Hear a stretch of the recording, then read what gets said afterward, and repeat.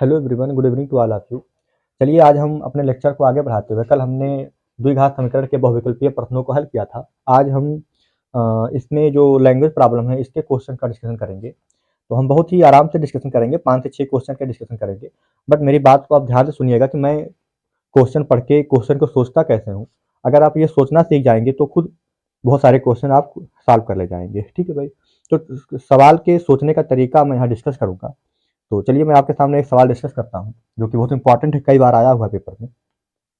पहला क्वेश्चन क्या है, सवाल ध्यान से सुने कि एक नाव की शांत जल में चाल 15 किलोमीटर पर आवर है, मतलब किलोमीटर पर घंटा। मतलब एक नाव है जो पानी रुका हुआ है तो 15 किलोमीटर पर आवर की स्पीड से आगे चल रहा है। तो ठीक है, नाव की दिया है ना, नाव की शांत जल में चाल ये हमारे पास है, कितना है, 15 किलोमीटर पर आवर। ठीक है, ओके। फिर कह रहा है नाव को धारा की दिशा में, नाव को धारा की दिशा में 30 किलोमीटर जाने और फिर धारा के विपरीत दिशा में उसी स्थान पर लौटने में कुल समय 4 घंटा 30 मिनट लगता है। तो धारा की चाल ज्ञात कीजिए। क्या कह रहा है, मान लीजिए ये कोई स्थान ए है और ये कोई स्थान बी है और ये अपना ये पानी वगैरह है। ठीक है, ये नाव है,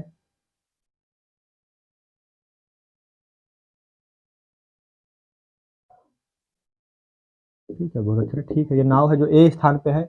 अब ये नाव ए से बी की ओर जाता है और टोटल दूरी जो है आपकी, तो टोटल दूरी है वो 30 किलोमीटर ही है। आप ए से बी जाएं या बी से ए आए, 30 किलोमीटर चलना है। ठीक है भाई, दूरी दिया है। तो धारा की दिशा, एक बार मान लीजिए धारा इधर से ए से बी की ओर धारा है, जो धारा की दिशा है वो ए से बी की ओर है। ठीक है, तो इसकी खासियत ये कि जब धारा की दिशा में जाएगी नाव, तो नाव की चाल में धारा की चाल जुड़ जाएगी, और जब नाव धारा के उल्टा चलेगा तो नाव की चाल से धारा की चाल घट जाएगी। ठीक है, तो कहा है कि धारा की चाल क्या थी, तो हमें धारा की चाल नहीं पता है, तो लास्ट में देखिए कहा है धारा की चाल। तो धारा की चाल आप मान लीजिए, माना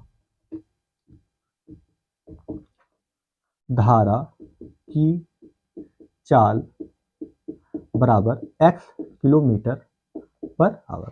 ठीक है भाई, x किलोमीटर पर आवर। तो धारा की दिशा में चाल क्या हो जाएगी, धारा की दिशा इधर है ए से बी की ओर, तो चाल क्या होगा, 15 में x जुड़ जाएगा, इतना किलोमीटर पर आवर हो जाएगा, है ना। और जब उल्टा चलेंगे आप तो 15 में से धारा की चाल क्या होगी, घट जाएगी। धारा की चाल x है तो ये इतना किलोमीटर पर आवर होगा। कब, जब इस डायरेक्शन में आप चलेंगे तब। ठीक है भाई, तो यहाँ पे दो चालें हो, आप लिख लीजिए कि धारा की दिशा में चाल बराबर 15 plus x kilometre per hour, और धारा के विपरीत दिशा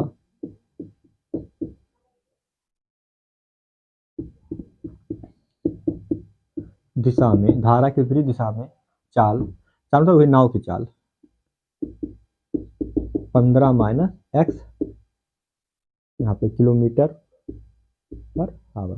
ठीक है भाई, तो ये हो गया। तो आप खुद देखें ना, यहाँ पे चाल है और पूरा दूरी है ना, पूरा दूरी है, तो बचा क्या, समय। तो एक फार्मूला होता है, चाल बराबर दूरी बटे समय, है ना। तो समय बराबर, समय जब समय बराबर हो जाएगा दूरी बटे चाल, दूरी बटे चाल। तो ठीक है, तो धारा की दिशा में 30 किलोमीटर जाने में लगा समय, तो हम समय निकाल लेंगे।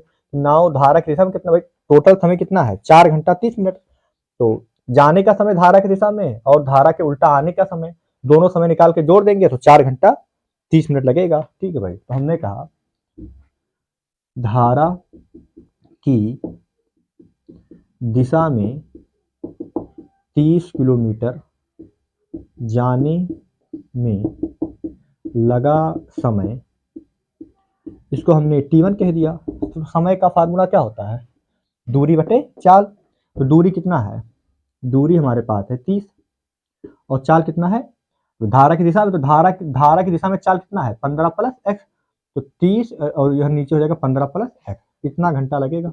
ठीक है। और धारा की के विपरीत दिशा में, धारा के विपरीत दिशा में 30 किलोमीटर जाने में लगा समय, ये कितना हो जाएगा T2 बराबर, तो ये मिटा दे रहा हूं मैं। आप यहाँ चाहे तो फार्मूला ले सकते हैं कि समय बराबर दूरी बटे चाल। ठीक है। T2 बराबर दूरी कितना है, 30 ही है, चाल कितना हो गया लेकिन 15 माइनस एक्स, इतना घंटा लगेगा। ठीक है भाई। तो शर्तानुसार या प्रश्नानुसार कुल लगा समय कितना है, 4 घंटा 30 मिनट है शायद, 4 घंटा 30 मिनट, हाँ 4 घंटा 30 मिनट। ठीक है। कुल समय कितना है, T1 प्लस T2 बराबर 4 घंटा प्लस 30 मिनट को घंटे में बदल लीजिए, क्योंकि ये जो समय हमने निकाला घंटे में निकाला, तो 30 मिनट को घंटे में बदलने के लिए 30 में 60 से भाग दीजिए, 4 घंटा अलग हो गया, प्लस में 30 मिनट हो गया, तो 4 घंटा 30 मिनट को लिखते हैं 4 प्लस 30, तो 30 अब ये पूरा घंटा, ये भी घंटा हो गया, और 30 में जब 60 से भाग दिए तो ये भी घंटे में आ गया। ये कितना आएगा, कटेगा तब। T1 कितना है, T1 आपका है 30 बटे 15 प्लस एक्स, और ये आपका है 30 बटे 15 माइनस एक्स बराबर 3 बटे 6 बचा, तो 4 प्लस 3 बटे 6, और 3 बटे 6 मतलब 1 बटे 2, जिसको काटेंगे जीरो जो कट गया, 3 दूनी 6, 1 बटे 2 बचा, तो 4 दूनी 8 और 1 9 बटे 2। तो यहाँ पे अगर हम देख पा रहे हैं 30 कॉमन है, यहाँ क्या बचा 1 बटे 15 प्लस एक्स और 1 बटे 15 माइनस एक्स बराबर 4 दूनी 8 और 1 9, 9 बटे 2 हो गया। ठीक है। इसको अगर हम हल करेंगे तो कितना आएगा, 30 बाहर रहेगा, ये हो जाएगा आपका 15 प्लस एक्स और 15 माइनस एक्स, तो यहाँ 15 प्लस एक्स से 15 प्लस एक्स कर गया, तो यहाँ क्या बचा 15 minus x plus minus minus गया, 15 माइनस एक्स से 15 माइनस एक्स, तो यहाँ बचा 15 प्लस एक्स। ठीक है। Minus x plus x cut गया, तो 15 15 30, इधर कितना बचा 9 बटे 2, तो 15 15 का जोड़ 30, तो ये हो गया 30, और ब्रैकेट में फिर हो गया 30। ठीक है। और ये 15 प्लस एक्स और 15 का गुणा 15 में, तो ए प्लस बी ए माइनस बी, तो 15 का स्क्वायर माइनस एक्स का स्क्वायर बराबर 9 बटे 2 हो गया। ठीक है भाई। तो आप यहाँ तक पहले नोट कर लें, फिर आगे हम करते हैं इसको। ठीक है, नोट कर लिया होगा। तो यहाँ तक का आपका हो गया। ठीक है, मैं मिटा रहा हूँ ऊपर का।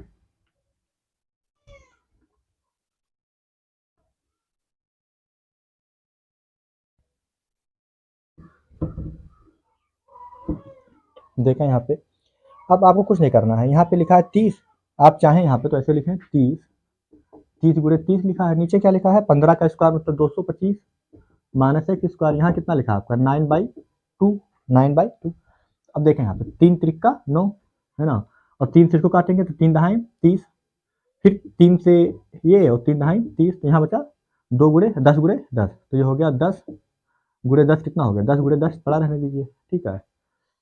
और नीचे हो जाएगा 225 माइनस एक्स स्क्वायर बराबर 1/2, क्रॉस मल्टीप्लाई कीजिए, तो ये हो जाएगा 10 गुणे 10, और इसमें 2 से गुणा हो जाएगा तो 2 पड़ा रहेगा, इधर गया, तो 225 माइनस एक्स स्क्वायर, तो कितना हो गया 100, ये 200 हो जाएगा ना, कितना हो जाएगा ये लिखा है 200, ये लिखा है 225 माइनस एक्स स्क्वायर। ठीक है। तो एक्स स्क्वायर इधर गया, 200 इधर आया, तो हो गया एक्स स्क्वायर बराबर 225 माइनस 200। ठीक है। तो मैं मिटा रहा हूँ इसको।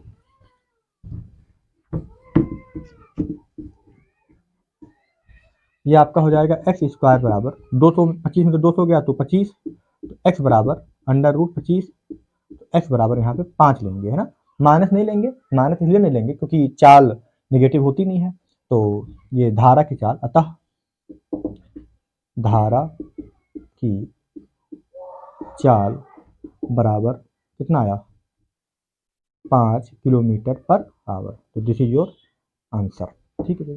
तो उम्मीद है आपके समझ में आया होगा, अगर कोई डाउट हो तो आप पूछ लेंगे, तो एक बार से देख लें, फिर हम इसी टाइप के अगले क्वेश्चन पे आते हैं। चलिए चलते हैं अगले क्वेश्चन पे, दूसरे नंबर के क्वेश्चन पे। दूसरा क्वेश्चन सेम लॉजिक का क्वेश्चन है, बट डेटा जो उसमें है वो थोड़ा सा चेंज है। तो आप इस क्वेश्चन को स्किप करके अगले क्वेश्चन में जा सकते हैं, मैं लगा दे रहा हूँ यहाँ पे, ठीक है। अगर आपके पास समय नहीं है तो पहला क्वेश्चन देख लिए, दूसरा क्वेश्चन आप रोक के आप खुद लगा लीजिए और आगे बढ़ जाइए, ठीक है भाई। और अगर कोई डाउट है तो वीडियो देख सकते हैं। तो क्या है क्वेश्चन, एक नाव की स्थिर जल में चाल 8 किलोमीटर पर आवर है, तो है ना, स्थिर जल में चाल, नाव की स्थिर जल में चाल, तो नाव स्थिर जल कहे शांत जल कहे एक ही बात है। नाव की स्थिर जल में चाल कितना है, इस बार 8 किलोमीटर पर आवर है, ठीक है भाई। यह धारा की दिशा में 22 किलोमीटर और धारा की विपरीत दिशा में 15 किलोमीटर 5 घंटे में जा सकती है, ओके।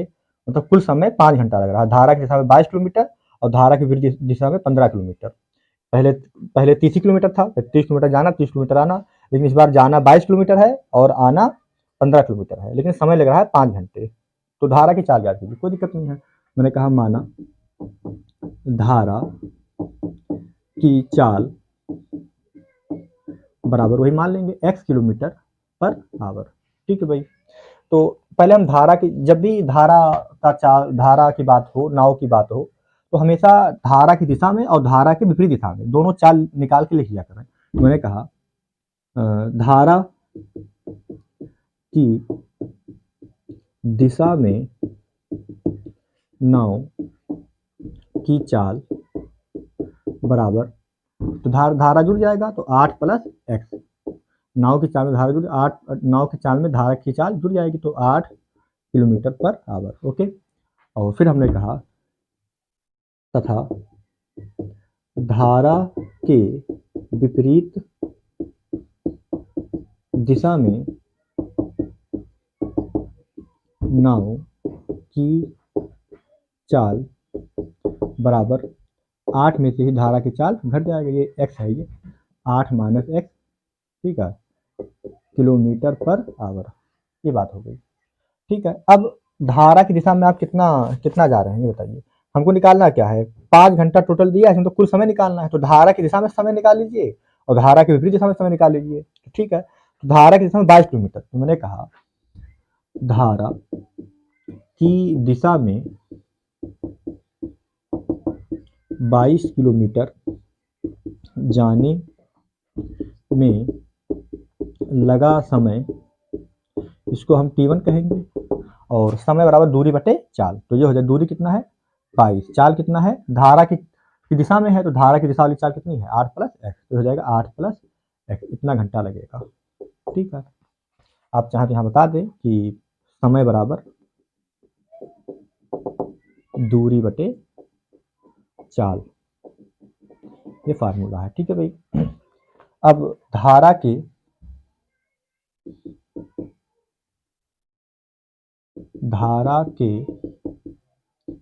विपरीत दिशा में क्या किलोमीटर, 15 किलोमीटर शायद था ना, कितना 15, हाँ 15 किलोमीटर जाने में लगा समय T2 बराबर कितना हो जाएगा 15 बटे 8 माइनस एक्स घंटा, ठीक है। तो कुल समय प्रश्नानुसार लिख लीजिए, प्रश्नानुसार कुल लगा समय कितना है 5 घंटा, ठीक है। तो कुल समय कितना है T1 प्लस T2 बराबर 5, और T1 कितना है आपका, T1 है 22 बटे 8 प्लस एक्स, 22 बटे 8 प्लस एक्स, और ये हो जाएगा प्लस 22 बटे 8 माइनस एक्स बराबर 5, ठीक है। अब इस टाइप का क्वेश्चन हल करना है तो कोई दिक्कत नहीं है, एलसीएम ले लीजिए, सॉरी 22 नहीं है 15 है, गलती हो गया, 15 है ना, T2 कितना 15 बटे 8 माइनस एक्स, तो ठीक है। एलसीएम जब लेंगे आप तो हो जाएगा 8 प्लस एक्स और 8 माइनस एक्स, 8 प्लस एक्स से 8 प्लस एक्स कटा तो 8 माइनस एक्स, तो 22 में गुणा हो जाएगा 8 माइनस एक्स से, और 15 में गुणा हो जाएगा 8 माइनस एक्स कर गया तो 8 प्लस एक्स से गुणा हो जाएगा, तो ये हो जाएगा आपका बराबर 5। तो अब गुणा कर लीजिए, ठीक है। तो कितना होगा 22 का गुणा 8 में, तो 8 दूनी 16 का 6, बचा 1, 8 दूनी 16 1 17 176 ना। अरे 8 दूनी 16 का 6 बचा 1, अब 8 दूनी 16 17 176 माइनस 22x प्लस 15 8 120 15 8 120 और plus 15x upon 8 plus 1 8 minus 1 तो 8 हो जाएगा 8 का स्क्वायर ए स्क्वायर माइनस बी स्क्वायर तो 8 का स्क्वायर 64 माइनस एक्स स्क्वायर बराबर 5। ठीक है, अब आप इसको जोड़ घटा लीजिए तो कितना हो जाएगा ये 176 और ये 120 तो दोनों जोड़िए तो 6 और 0 तो ये हो गया 6 और 7 और 2 9 और 1 1 2 तो 296 माइनस माइनस 22 प्लस 15 तो 15 5 20 और 2 22 7 माइनस 7 एक्स नीचे हो जाएगा आपका 64 माइनस एक्स का स्क्वायर बराबर 5। ठीक है भाई, अब क्रॉस गुणा करेंगे तो यहाँ तक का आप लिख ले। ठीक है, मिटा रहा हूँ ऊपर का मैं।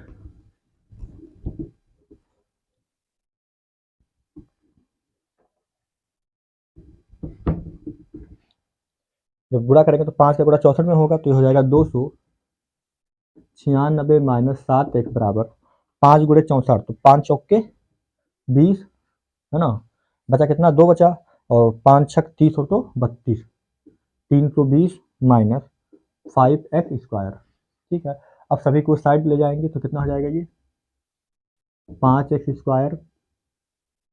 ठीक है, फिर पहले x वाला माइनस 7x भाई ये इधर गया है ना, जो इधर जाएगा वो माइनस हो जाएगा माइनस 7x और यहाँ 320 माइनस हो जाएगा। अब अगर आप ना जान पाए तो 296 माइनस 7x है, दोनों को इस साइड ले जाइए तो माइनस का प्लस 5x स्क्वायर हो जाएगा और 320 का माइनस 320 बराबर 0। अब थोड़ा कायदे से लिख लेते हैं, पहले 5x स्क्वायर फिर माइनस 7x 7x और 296 और ये माइनस 320 तो 320 में से 296 घटा दीजिए। ठीक है, तो माइनस में आएगा तो 96 4 हो जाएगा 300 और 20 ये तो 24 हो जाएगा माइनस 24 बराबर 0। ठीक है भाई, तो अब आपको इसका फैक्टर करना है तो मैं फैक्टर करूंगा नहीं, फैक्टर आप कर लीजिएगा। ठीक है, देख मिला लेते 5x square minus 7x minus 24। ठीक है, अब फैक्टर कैसे करेंगे 24 का गुणा 5 में करेंगे, फिर ऐसा गुणा करेंगे कि दो नंबर का ऐसा गुणा करेंगे कि गुणा करने पर जो 24 गुणे 5 आया है वो आए और जोड़ने घटाने पे 7 आए। तो यहाँ से दो मान आपके आएंगे, एक एक्स का मान 3 आएगा और एक एक्स का मान माइनस 8/5 आएगा। तो माइनस वाला नेगेटिव रहेगा तो उसे हम नहीं लेंगे तो एक्स का मान 3 ले लेंगे। ठीक है भाई, तो फैक्टर उम्मीद है कि आप कर ले जाएंगे। ठीक है, ठीक है ना, 24 का गुणा 5 में करेंगे तो 24 का गुणा जब 5 में करेंगे तो 120 ही आएगा ये। ठीक है, अब 120 आए तो जोड़े घटाए तो 7 आए और गुणा करें तो 120 आए, 15 अठे 120 और 15 में से 8 जाएगा तो 7 तो 5x स्क्वायर माइनस 15x और प्लस 8x माइनस 24 बराबर 0 ऐसे ही हो जाएगा ये। ठीक है, तो 5x कॉमन ले लेंगे तो कितना बचेगा x माइनस 3, 8 कॉमन ले लेंगे तो x माइनस 3 बराबर 0 तो ये x माइनस 3 और 5x प्लस 8। ठीक है, तो अब यहाँ से x बराबर कितना आ जाएगा 3 और एक आ जाएगा x बराबर ये इसको 5x प्लस 8 को 0 रखेंगे तो x बराबर आ जाएगा माइनस 8/5। मैं फैक्टर पे बहुत ज़्यादा वो नहीं कर रहा हूँ, आपको ये 9th में पढ़ा होगा आराम से तो आप ये कर सकते हैं। ठीक है, ओके, तो यहाँ ये मान्य नहीं है, ये मान नहीं है, नहीं होगा। ठीक है, तो क्या मान होएगा, क्या मान होएगा x बराबर 3 अतः 9 किसकी चाल में धारा की चाल, अतः धारा की चाल बराबर 3 किलोमीटर पर आवर। तो ये आपका आंसर हो गया। ठीक है भाई, देख लो यहाँ तक। चलिए एक क्वेश्चन और करते हैं तीसरे नंबर का, नाव वाला। ठीक है, और ये टॉपिक खत्म करेंगे नाव के क्वेश्चन का। क्या कह रहा है, एक नाव की शांत जल में चाल 18 किलोमीटर पर आवर है। ठीक है, तो शांत जल में नाव की चाल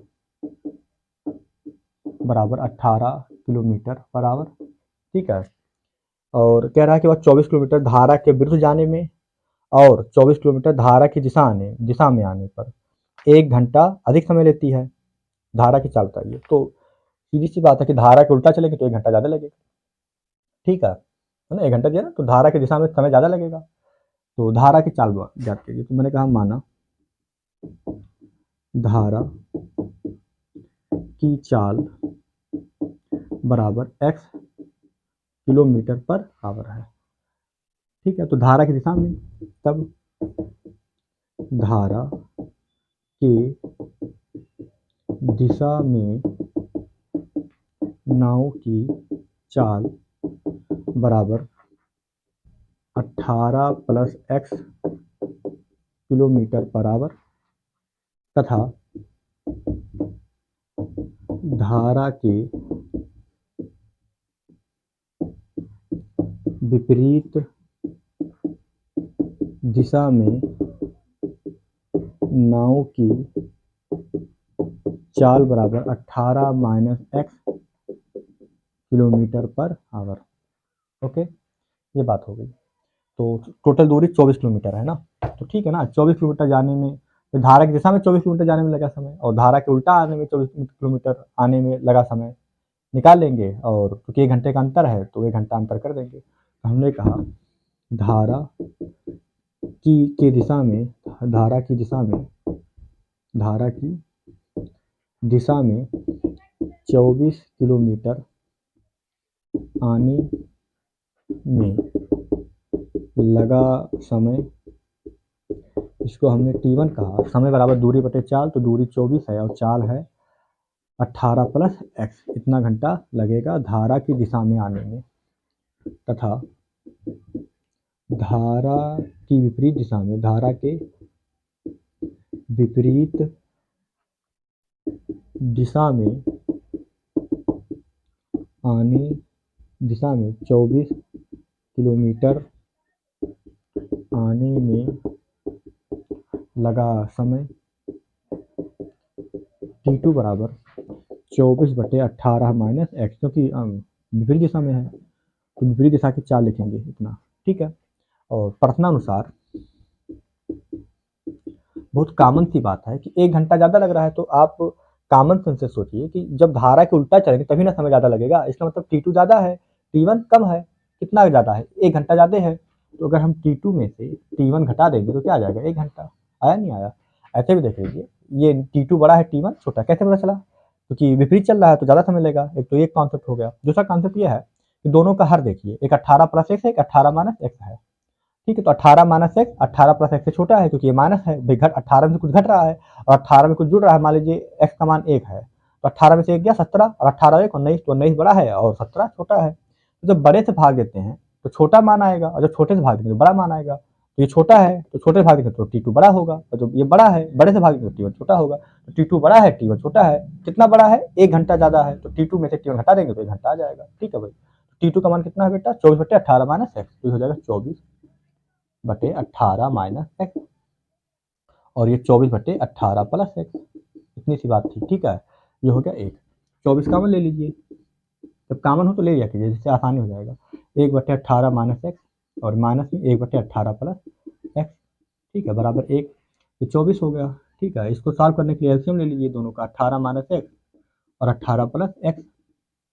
ठीक है, मैं थोड़ा तेज़ लगा रहा हूँ क्योंकि समय की कमी है। ठीक है, आप लोगों का एग्जाम है 1-2 दिन में, तो ठीक है, आप केवल आंसर समझें। 18 मान, अगर आप इसको सॉल्व कर सकते हैं तो आप अगले अगले क्वेश्चन बढ़ जाइए। कैलकुलेशन आपको देखना जरूरी नहीं, आप खुद सॉल्व कर लीजिए। ठीक है, पर जो बच्चे नहीं कर पा रहे हो कैलकुलेशन देख लें। 18 माइनस एक्स से 18 माइनस एक्स काट दिए तो कितना आएगा यहाँ पे? 18 प्लस एक्स, और माइनस, जब माइनस हो 18 प्लस एक्स काटेंगे तो यहाँ आएगा 18 माइनस एक्स। मैं ये कहता हूँ जब माइनस हो आगे तो ब्रैकेट में लिखा करें। किस में लिखा करें? आगे, अगर इसके आगे माइनस है तो ब्रैकेट में लिखा करें ना। ये कितना हो जाएगा आपका? 24, और ये हो जाएगा 18 प्लस एक्स, और जब ब्रैकेट टूटेगा तो माइनस 18 और minus minus plus x upon 18 ए प्लस बी ए माइनस बी, तो ए माइनस बी ए प्लस बी तो वही हुआ ए स्क्वायर माइनस बी स्क्वायर, तो 18 का स्क्वायर 324 माइनस एक्स स्क्वायर बराबर 1। ठीक है, अब ये माइनस 18 प्लस 18 कट गया तो ये हो गया आपका 24, और ये हो गया आपका 2x, नीचे हो गया 324 माइनस एक्स स्क्वायर बराबर 1। अब 24 का गुणा 2 में तो कितना हो जाएगा? 48x, और नीचे 324 माइनस एक्स स्क्वायर बराबर 1। तो उम्मीद है कि इतना आपके समझ में आया होगा। ठीक है भाई, तो यहाँ तक देख लें, फिर मैं मिटा रहा हूँ, मिटाने की जरूरत नहीं पड़ेगी, मैं यहीं पर साफ कर सकता हूँ। ठीक है, कट गया, ये थोड़ा सा 24 लिखा है। ठीक है, तो ये इसका गुणा है कर देंगे तो कितना हो जाएगा यहाँ पे 48x बराबर 48 से 324 माइनस एक्स स्क्वायर गुणा 1 में, तो ये हो जाएगा 324 माइनस एक्स स्क्वायर, इधर गया तो कितना हो जाएगा ये एक्स स्क्वायर प्लस में 48x माइनस में 324 बराबर 0। अब इसका फैक्टर करना है। ठीक है भाई, तो इसका फैक्टर आप कर लीजिएगा, आपको करना आता है, मैं पूरा फैक्टर नहीं सिखाऊंगा, टाइम कम है। ठीक है, तो इसका फैक्टर आप देख लीजिएगा। फैक्टर इसका देखेंगे तो 54 गुणे 6, 54 में से 6 जाएगा तो कितना आएगा 48, 48 6 54, और 54 गुणे 6 324, आप कर लीजिएगा।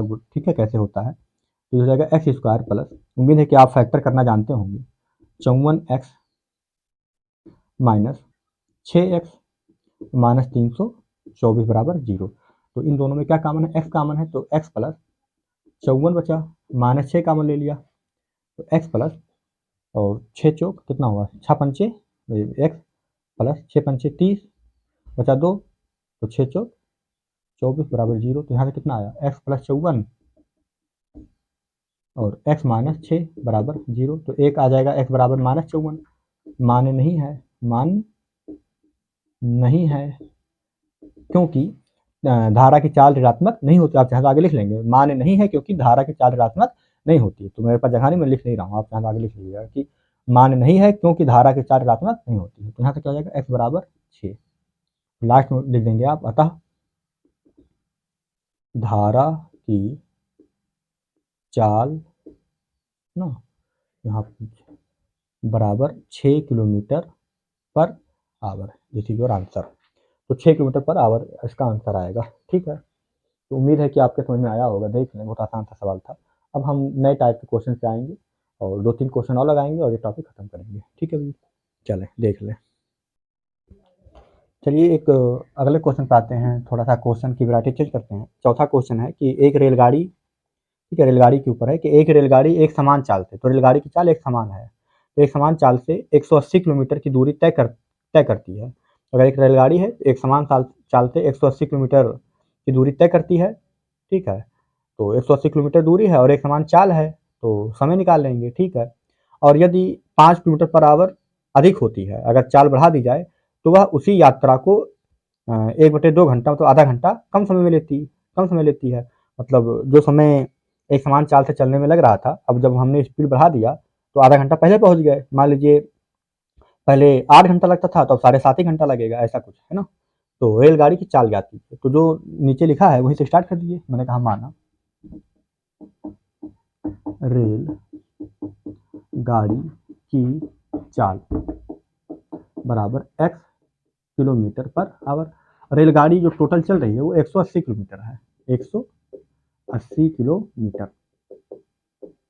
ठीक है, ये भी मान लीजिए 180 किलोमीटर चलना है। ठीक है, तो पहले ये रेलगाड़ी की नॉर्मल चाल, अभी चाल बढ़ानी है। ठीक है, तो 180 किलोमीटर जाने में कितना समय लगेगा निकाल लेंगे। ठीक है, तो हमने कहा कि माना रेलगाड़ी की चाल बराबर 100 किलोमीटर, तब 180 किलोमीटर दूरी तय करने में लगा समय t1 बराबर समय दूरी बटे चाल, दूरी कितना है 180, और चाल किस चाल से चल रहे हैं, एक्स चाल से चल रहे हैं, तो एक्स इतना घंटा लगेगा। लेकिन अब शर्त यह हो गया कि चाल हमने बढ़ा दी है ना, प्रश्नानुसार रेलगाड़ी की चाल 5 किलोमीटर बढ़ाने पर नई चाल है ना, 5 रेलगाड़ी की चाल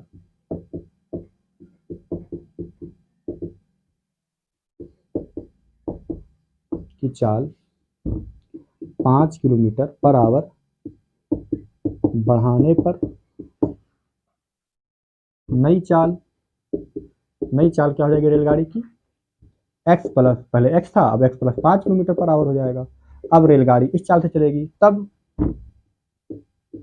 लगा समय, तब 180 किलोमीटर की दूरी जब चाल बढ़ गई तब कितना समय लगेगा 180 किलोमीटर जाने में, कि दूरी तय करने में लगा समय, ये समय कुछ अलग होगा, इसको हमने T2 कहा।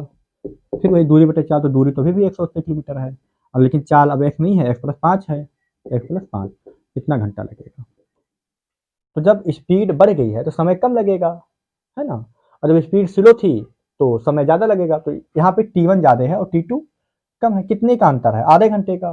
कितने का अंतर है? आधे घंटे का। तो T1 बड़ा है, T2 छोटा है, क्योंकि पहले क्या नाम है चाल कम थी, अभी चाल ज़्यादा है। तो जब चाल ज़्यादा होगा तो समय कम लगेगा, तो T2 छोटा है, T1 बड़ा है। एक बात तो ऐसे हो गया।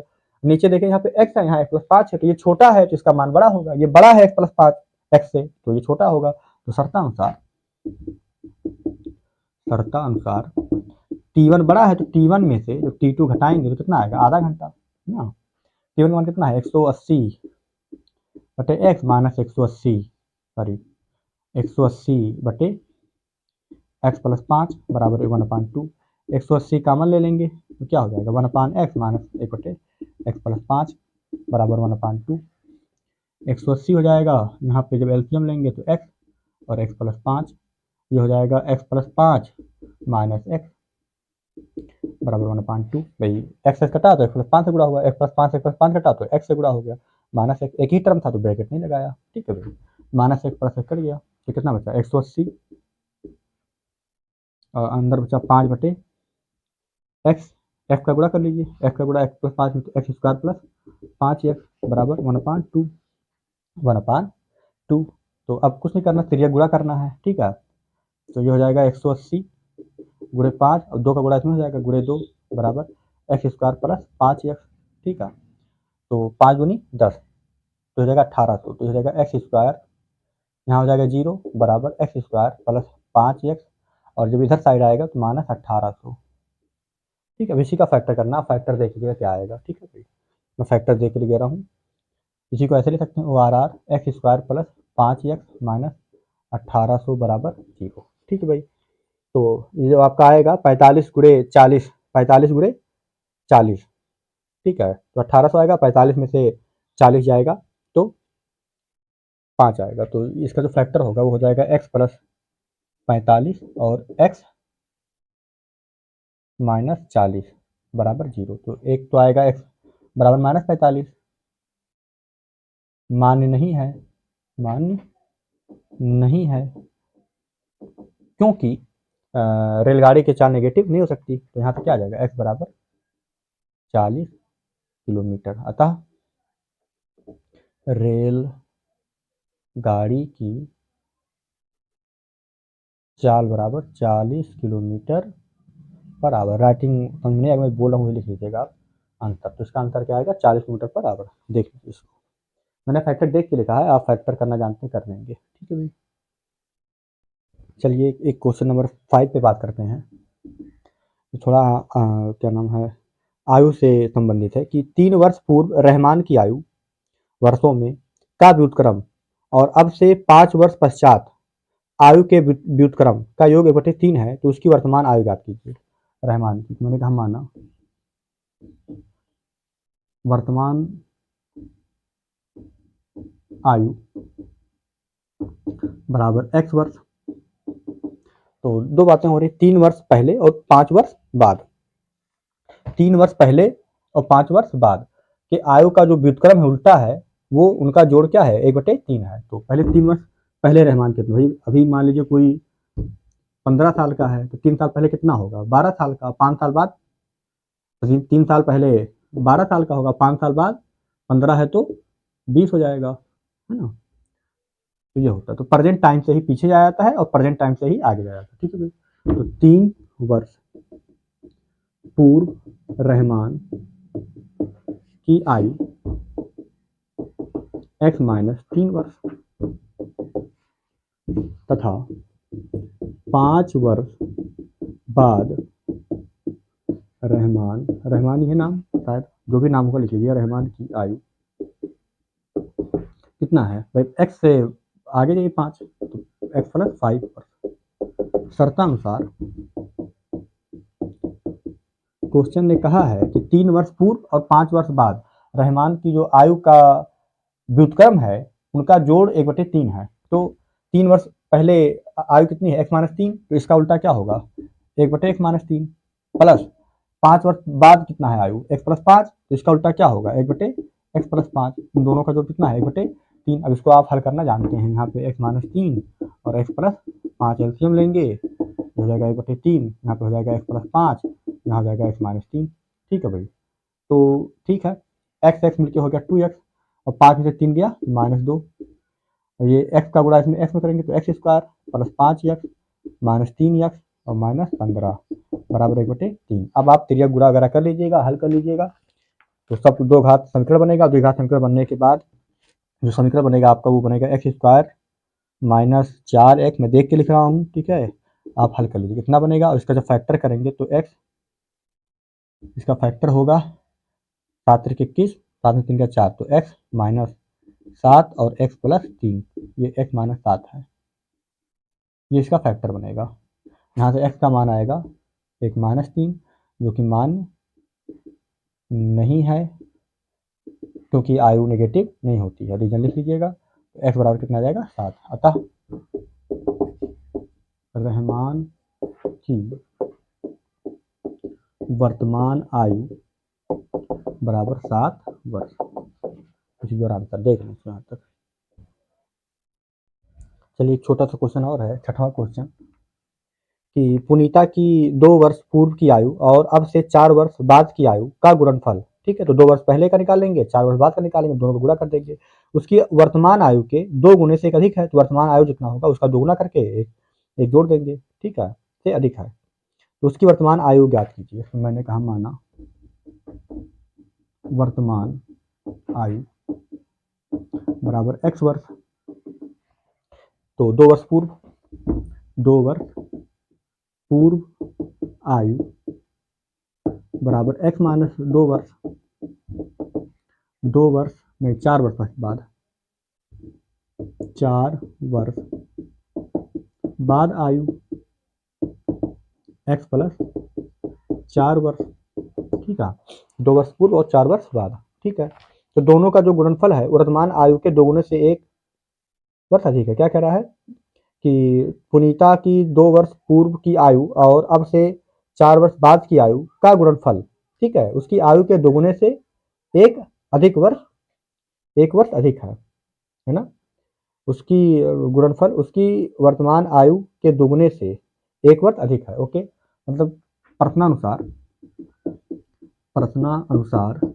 इन दोनों का जो गुणनफल है वर्तमान 2 वर्ष पूर्व का और 4 वर्ष बाद का, x माइनस 2 और x प्लस 4, इन दोनों के आयु का जो गुणनफल है वो वर्तमान आयु के 2 गुने से 1 अधिक है। तो ये जो गुणनफल है वो 1 अधिक है, ठीक है, वर्तमान आयु के 2 गुने से, तो ये 1 ज़्यादा है और ये 1 कम है। तो अगर ये 20 है तो ये 19 है, तो क्यों ना मैं इसको 1 दे दूँ, तो दोनों क्या हो जाएंगे बराबर। भाई क्वेश्चन ने क्या कहा था कि 2 वर्ष पूर्व और 4 वर्ष बाद की जो आयु आएगी उन दोनों का जो गुणनफल होगा वो वर्तमान आयु के 2 गुने से 1 ज़्यादा होगा। तो ये वाला 2 गुने से 1 ज़्यादा है वर्तमान आयु के, तो ये 1 ज़्यादा है ना, ये 20 है तो ये कितना है 19 है, तो दोनों बराबर कब आएंगे जब 19 को 1 दे देंगे, ठीक है भाई। तो ये आपका आ जाएगा, आप गुणा करके यहाँ पे गुणा कर लीजिएगा, x² plus 4x minus 2x minus 8 is equal to 2x plus 1, और इसको सॉल्व करेंगे इकट्ठा करके, ठीक है, तो कुछ आएगा, यहाँ पे x का मान आपका आएगा, हल कर लेते हैं, ठीक है, अगर करना चाहें तो x² plus 4x minus plus 4x क्या, 4x में 2x गया तो 2x माइनस 8 बराबर 2x प्लस 1, तो 2x से 2x कट गया, ठीक है, तो x² बराबर इधर चला गया -8, इधर जाएगा तो प्लस 8 हो जाएगा, तो 8 और 1 9, तो x का मान कितना आ जाएगा 3, है ना। तो वर्तमान आयु प्लस माइनस 3 होगा तो आयु नेगेटिव होती नहीं है, तो अतः पुनीता थे, क्या नाम था पुनीता, अतः पुनीता की वर्तमान आयु बराबर 3 वर्ष, दिस इज योर आंसर, ठीक है, देख लें इसको यहाँ तक। चलिए चलते हैं अगले क्वेश्चन पे। क्वेश्चन नंबर आपका 7 है, मैं केवल हिंट दूंगा, लगाना आपको है। क्या कह रहा है क्वेश्चन कि एक समकोण त्रिभुज की समकोण बनाने वाली भुजाएं 5x और 3x माइनस 1 है। समकोण त्रिभुज ऐसे है, मान लीजिए आपका ये आपका समकोण त्रिभुज है, ठीक है, और इसकी जो शीर्ष के नाम है ABC है, ठीक है। तो समकोण बनाने वाली भुजा कौन कौन है, ये और ये बना रहे हैं, तो दोनों की जो भुजाएं दी हुई है, एक का दिया है 5x, एक का दिया है 3x-1, ठीक है। अब आपका मन हो इसको 5x कहिए, इसको 3x-1 कहिए, इसमें कहा नहीं कौन लंबाई चौड़ाई, और इसका क्षेत्रफल दिया है 60 सेंटीमीटर स्क्वायर। तो त्रिभुज की भुजाएं ज्ञात कीजिए, त्रिभुज की भुजाएं ज्ञात कीजिए, ठीक है भाई। ये सेंटीमीटर है शायद, हाँ सेंटीमीटर में, तो ये इतना सेंटीमीटर और ये भी इतना सेंटीमीटर। तो त्रिभुज का क्षेत्रफल कितना दिया है, 60 सेंटीमीटर स्क्वायर। होता क्या फार्मूला, 1/2 आधार गुणे ऊंचाई, आधार गुणे ऊंचाई बराबर हो जाएगा 60, 1/2। आधार यहाँ पे किसको लिया है मैंने, 5x, और ये हो जाएगा 3x-1 बराबर 60। 5 से इसको काटेंगे तो 12 पंचे 60 है ना, 5 से काटेंगे तो 12 पंचे 60। एक्स का गुणा इसमें कीजिए, 3x² माइनस एक्स, और ये 2 का गुणा 12 में होगा, 12 दूनी 24, इस साइड आएगा तो 3x² माइनस एक्स माइनस 24 बराबर 0। इसका फैक्टर करना जानते हैं, फैक्टर वगैरह कर लेंगे, ठीक है। तो ये आपके पास यहाँ से फैक्टर बनेगा x माइनस 3 और 3x प्लस 8 बराबर 0। तो यहाँ से एक मान आएगा x बराबर 3, x बराबर 3, तथा दूसरा मान आएगा x बराबर -8/3। क्यों, क्योंकि 3x प्लस 8 को जब 0 रखेंगे और इसको सॉल्व करेंगे तो 3x का मान कितना आएगा -8, तो x का मान कितना आएगा -8/3। लेकिन ये मान्य नहीं होगा, मान्य नहीं होगा, क्योंकि क्योंकि त्रिभुज की भुजाओं की जो लंबाइयां हैं वो नेगेटिव नहीं होती हैं, ठीक है। यहाँ से आ जाएगा x, अतः x का मान कितना आ जाएगा 3। तो अब इसने कहा था त्रिभुज की भुजाओं की लंबाइयां ज्ञात कीजिए, तो ठीक है, तो AB और BC आ जाएगा भाई, ठीक है। तो AB बराबर 3x-1 है, और x का मान कितना है 3, 3 गुणे 3 माइनस 1, तो 3 त्रिका 9 में से 1 गया 8। BC कितना हो जाएगा 5x, 5 गुणे 3 कितना आएगा 5 या 15, ठीक है। और AC क्या हो जाएगा भाई, AC तो हाइपोटेन्यूज है, तो AC का स्क्वायर होता है AB का स्क्वायर प्लस BC का स्क्वायर, लंब का स्क्वायर और आधार का स्क्वायर। AB कितना है, AB है 8, तो 8 का स्क्वायर और ये 15 का स्क्वायर, तो हो जाएगा 8 का स्क्वायर 64 और 15 का स्क्वायर 225, तो कितना 269।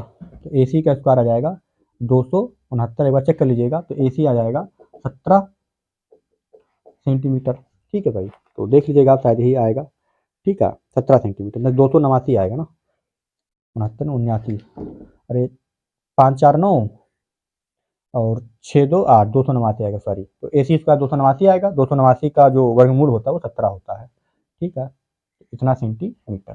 तो सभी भुजाएं आ गई आपकी, तो जोड़ घटाना चेक कर लीजिएगा, तो ये आ जाएगा आपका, मैं मिला ले रहा हूँ 8 15 17, तो 8 15 और 17, ठीक है भाई, देख लें इसको।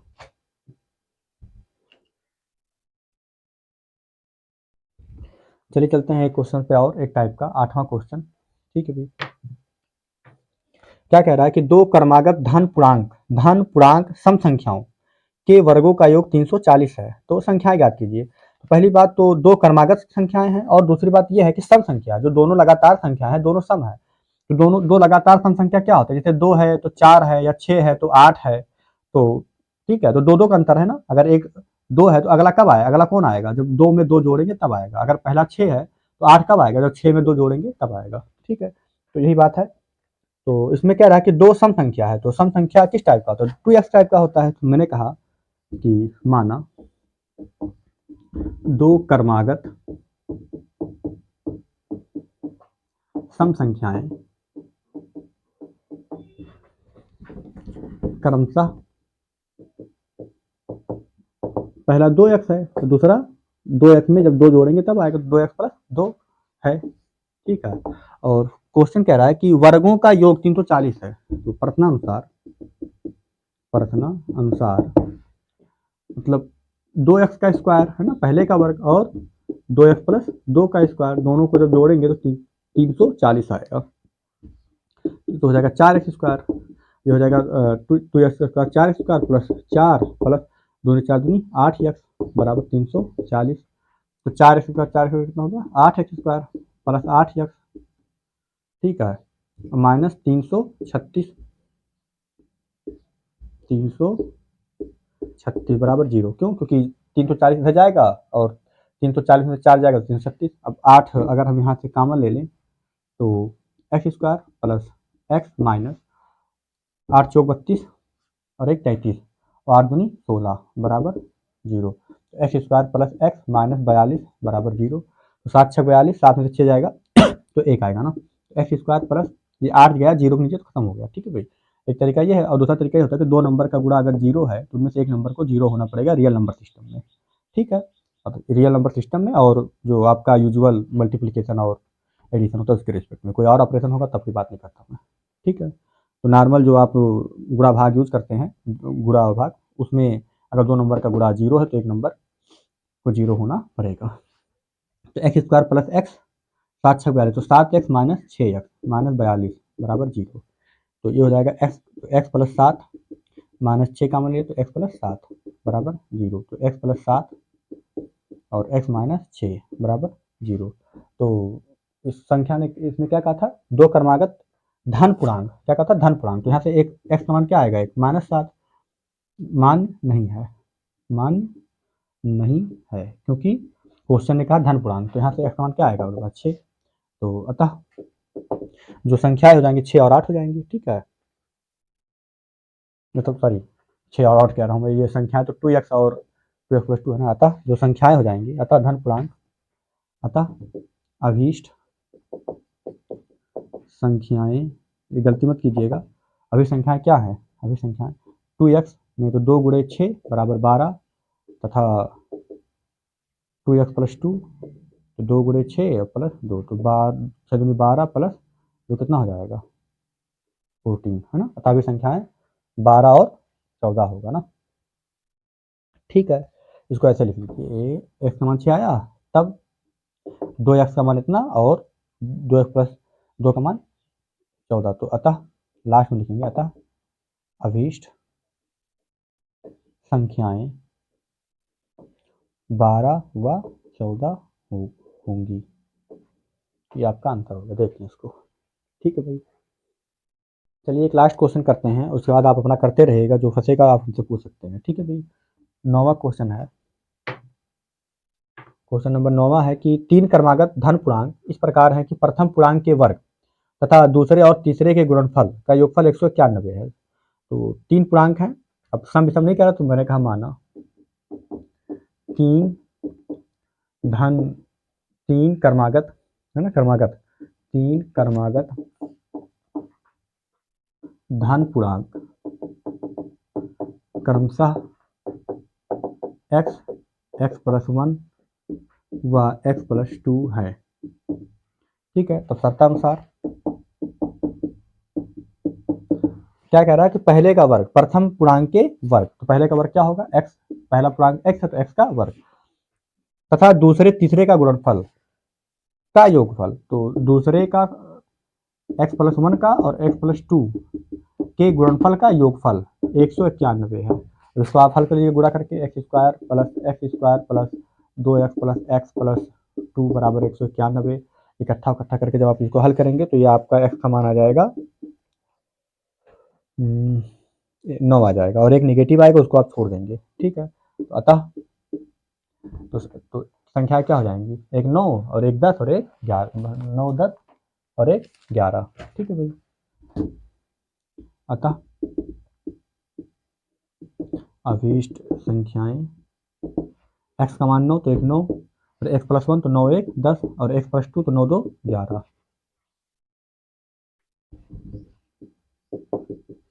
होंगी। ठीक है भाई, तो उम्मीद है कि ये सारे बातें आपके समझ में आई होंगी और अब आप ऐसे क्वेश्चंस को लगाइए। ठीक है, अगर कहीं किसी प्रकार की कोई दिक्कत होता है तो आप बता सकते हैं। ठीक है भाई, देख लें इसको यहाँ तक। एक सवाल छोटा सा और है, मैं हिंट दे दे रहा हूँ इसी में, देख लें। 10वां नंबर मैं लगाऊंगा नहीं, कि दो संख्याओं का अंतर 2 है, उनके वर्गों का योग 34 है, तो संख्याएं ज्ञात कीजिए। तो दो संख्याओं का अंतर है तो एक बड़ा एक छोटा। ठीक है, तो माना, मैंने कहा माना दो संख्याएं x व y हैं। ठीक है, और ये मान लिया कि माना यहाँ पे x और y हैं और यहाँ कह दिया कि x बड़ा है y से। तो प्रश्नानुसार x माइनस वाई का मान कितना है?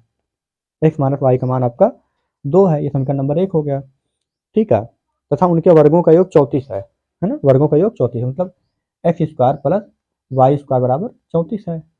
ठीक है, तो कोई समीकरण 2 हो गया। तो कुछ नहीं करना है आपको, समीकरण यहाँ से समीकरण 1 से x का मान क्या होगा? y प्लस 2, यही मान समीकरण 2 में रख देना है। तो समीकरण 2 में x का मान रखने पर, तो x का मान कितना है? y प्लस 2, तो y प्लस 2 का whole square plus y square बराबर 34। तो इसको हल करेंगे तो y का मान आएगा, y का मान आएगा। अब y का मान समीकरण 1 में रख देंगे, ये रख देंगे तो x का मान आ जाएगा। तो y और x का मान आ जाएगा, दोनों संख्याएं आ जाएंगी। तो ये आपका हिंट है, लगा लीजिएगा। ठीक है भैया, चलिए ओके, तो यहाँ तक आप लगाइए। अगर कोई डाउट आए तो आप भेज दें, मैं डाउट का सोल्यूशन आपको भेज दूँगा। ठीक है भाई, तो ये लेक्चर मेरा जो मैंने आपको कहा था वो मैंने ख़त्म कर दिया। बाकी ठीक है, आपकी तैयारी आपके हाथ में है, इसको ध्यान से करते रहें। Okay, thank you.